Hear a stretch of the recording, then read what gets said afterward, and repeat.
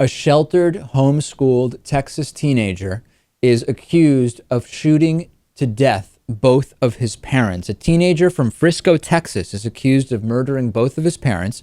According to DallasNews.com, the 16-year-old was, quote, very sheltered and was being homeschooled by parents who desired to keep him shielded from the real world. The teenage gunman was one of two school-age children left at home out of five. The deceased, Ryan Callens, 48, and Maria Elena Callens, 49, had three other adult children.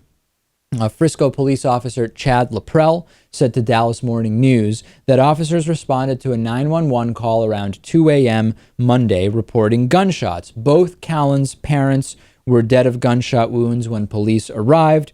Their 16-year-old son was taken into custody. Police have not released the boy's name. Now, Jonathan Markham, who's a 15-year-old friend of the accused killer, told the Morning News, quote, he was very sheltered. If he broke the guidelines, he got punished. He was not allowed to drink sodas or watch R-rated films. He was only allowed access to PG-13 films once a screening agency edited out any violent or adult-themed scenes. He was only allowed to be on the internet under very close supervision.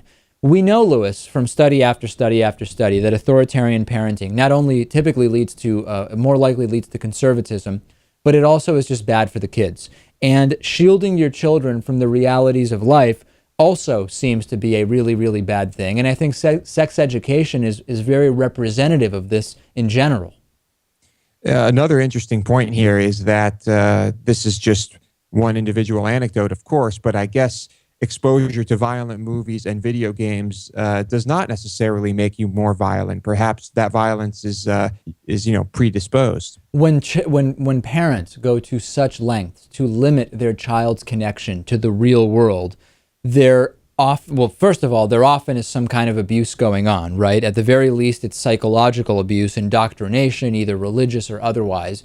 But further, what's the expectation of what will happen once the child is an adult? Is the idea that you're going to keep the child sheltered forever?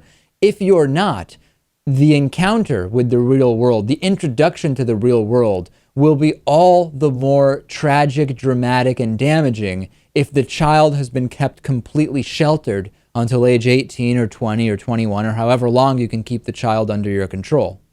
Only parents with a skewed view of the real world themselves would think that this makes sense.